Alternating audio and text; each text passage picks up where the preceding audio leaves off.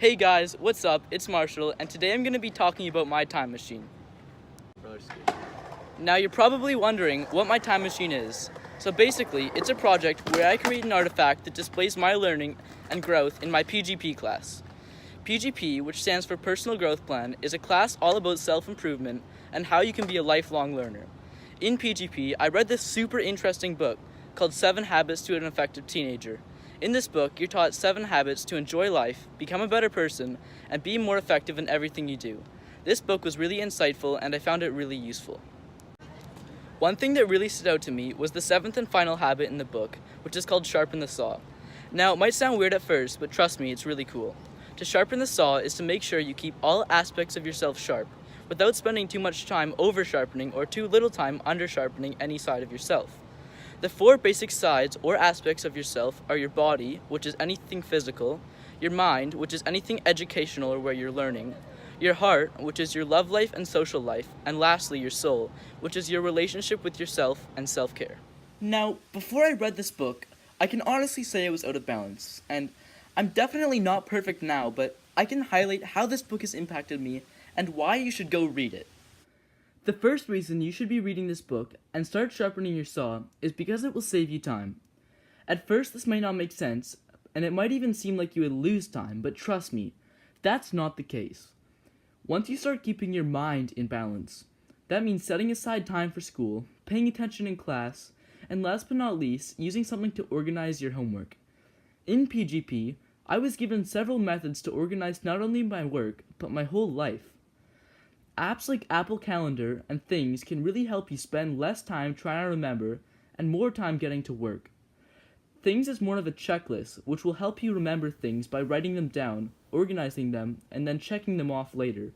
Where Calendar is an online calendar where you can block off certain parts of your day for certain activities.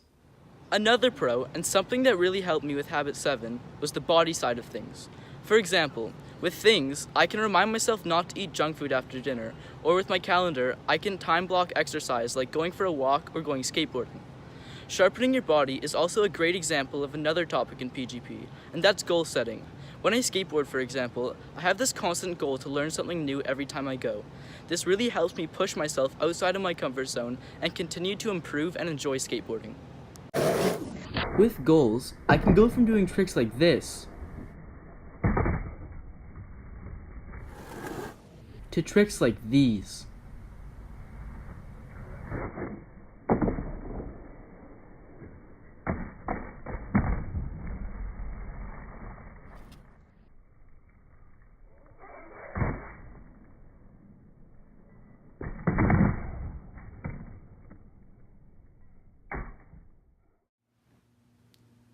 The next side of myself that needed sharpening was my heart. Now, I thought I had this side of myself pretty under control, but after reading the 7 Habits Public Victory, I realized I was trying to serve other people too much. I needed to stop trying to please everyone and focus on me for a second. I needed to take a step back, look around, and evaluate my relationships.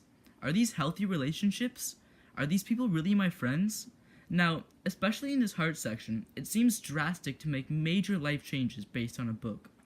But what I really think is that this book doesn't really add too much new stuff in your life. It really just uncovers a lot of lies you've been looking past and trying to forget. Facts that you've ignored and truths that may not at first seem obvious. I would say that this single, short section of the book provoked one of the best things I did in my life for a long time.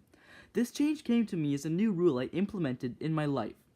If I'm always the one asking to hang out, not always them, not sometimes them, then how bad do they want to be around me? And how great of a friend are they? Lastly, I'm going to talk about my soul.